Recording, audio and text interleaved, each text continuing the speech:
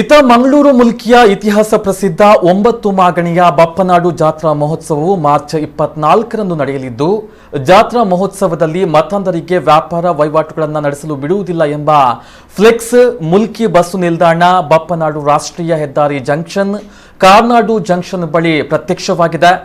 ಫ್ಲೆಕ್ಸ್ನಲ್ಲಿ ಈ ನೆಲದ ಸಂವಿಧಾನ ಮತ್ತು ಕಾನೂನುಗಳನ್ನು ಗೌರವಿಸದ, ನಾವು ಪೂಜಿಸುವ ಗೋವುಗಳನ್ನು ಅಮಾನುಷವಾಗಿ ಕೊಲ್ಲುವ ಈ ದೇಶದ ಅಖಂಡತೆಗೆ ಸವಾಲು ಎಸೆಯುವ ಮತಾಂಧರು ಮತ್ತು ಗೋ ಕಟುಕರ ಜೊತೆಗೆ ನಾವು ನಮ್ಮ ಆರಾಧ್ಯ ದೇವಿಯಾದ ಬಪ್ಪನಾಡು ಶ್ರೀ ದುರ್ಗಾ ಪರಮೇಶ್ವರಿ ದೇವರ ಜಾತ್ರೆಯಲ್ಲಿ ವ್ಯಾಪಾರ ನಡೆಸಲು ಅವಕಾಶವನ್ನ ನೀಡುವುದಿಲ್ಲ. ಸಮಸ್ತ ಹಿಂದೂ ಬಾಂಧವರು ಎಂದು ಫ್ಲೆಕ್ಸ್ನಲ್ಲಿ ಬರೆಯಲಾಗಿದೆ.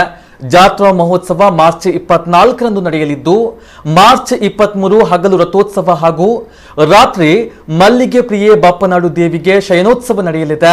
ಈ ಸಂದರ್ಭ ಪ್ರತಿ ವರ್ಷ ಸಾವಿರಾರು ಅಟ್ಟೆ ಮಲ್ಲಿಗೆ ಸಮರ್ಪಣೆಯಾಗ್ತಾ ಇದ್ದು, ಜಾತಿ ಧರ್ಮದ ಎಲ್ಲೆಯನ್ನ ಮೀರಿ ಶ್ರೀದೇವಿಗೆ ಮಲ್ಲಿಗೆ ಅರ್ಪಣೆ ಮಾಡ್ತಾ ಇದ್ದಾರೆ. ಇದೇ ಸಂದರ್ಭ ಈ ವಿವಾದಿತ ಬ್ಯಾನರ್ ಪ್ರತ್ಯಕ್ಷವಾಗಿದ್ದು ಚರ್ಚೆಯನ್ನ ಹುಟ್ಟುಹಾಕಿದೆ.